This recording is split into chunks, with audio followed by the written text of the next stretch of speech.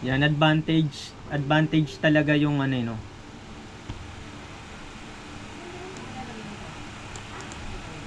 Yan.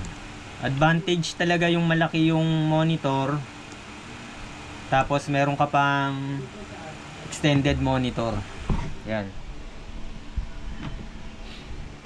Dito mo tinitingnan yung mga message, no, yung ginagawa mo, yung kausap mo.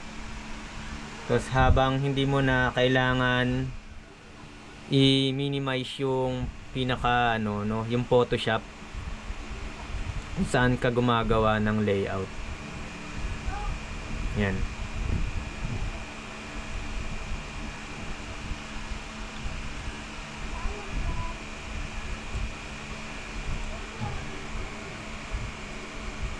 Ito.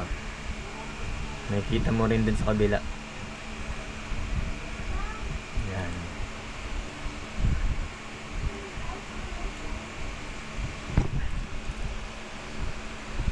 Yan. Yan lang yung setup ko, no. Madilim. Di makita yung bulok na setup. Yan.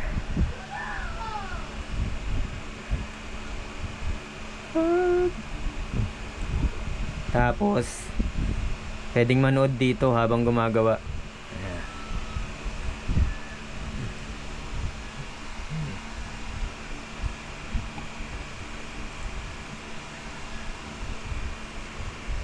Yan, pwede kang gumawa dito sa main ano, monitor, tapos pwede kang manood ng balita.